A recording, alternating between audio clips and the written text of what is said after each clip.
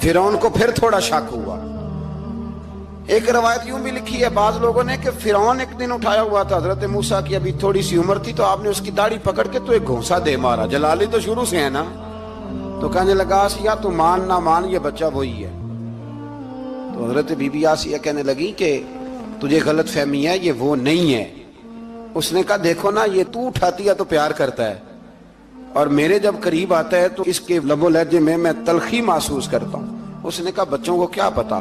خیر، ایک طرف اس نے کھانے پینے کی چیزیں رکھ دی، ایک طرف انگارے رکھ دیے۔ وہ بھی حضرت آسیہ کہتی ہیں کہ تجھے سمجھ آئے بچے بچے ہوتے ہیں۔ حضرت موسیٰ بچے تو تھے، پر تھے تو اللہ کے نبی نا، اللہ کے نبی تھے۔ جب اس نے کہا نا یہ بچے ہیں، تو حضرت موسیٰ علیہ السلام بجائے انگاروں کی طرف جانے کے، نبی تھے، وہ سیدھے کھانے پینے والی چیزوں کی طرف بڑھنے لگے۔ فرعون کہنے لگا اب بتا۔ اللہ تعالیٰ نے حضرت جبریل کو بھیجا، انہوں نے کہا ادھر نہیں جانا، آپ ادھر جائیے۔ تو آپ آگ کی طرف گئے اور ایک کوئلہ اٹھا کے زبان پہ رکھ لیا۔ تو آسیہ کہنے لگی سمجھ آئی، بچے کو کیا پتا کدھر جانا ہے کدھر نہیں جانا، اگر وہ اتنا ہی خیال ہوتا وہی بچہ ہوتا تو آگ۔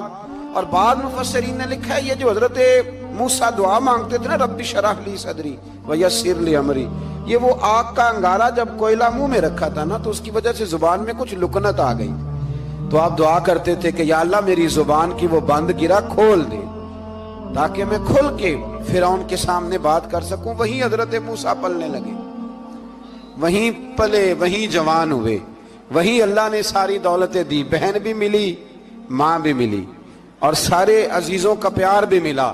اسی گھر کے اندر اللہ نے پرورش کر کے فرعون کے ظلم سے بنی اسرائیل کو نجات عطا فرمائی۔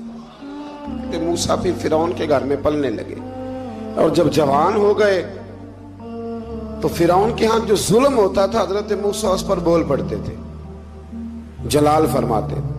تو فرعون پھر ناراض رہنے لگا، یہاں تک کہ اس نے آپ کو نکال دیا، آپ تشریف لے گئے وہاں سے۔ تو حضرت موسیٰ ایک دن شام کے وقت دوبارہ آئے بستی میں، لوگ سوئے ہوئے تھے، تو دو آدمی، ایک بنی اسرائیل میں سے اور ایک فرعون کی اپنی قوم میں سے، وہ دونوں آپس میں جھگڑ رہے تھے۔ لیکن وہ جو حضرت موسیٰ کی بنی اسرائیل کی قوم کا شخص تھا، اس پر وہ قبطی، وہ جو فرعون کے قریبی لوگوں میں سے تھا، وہ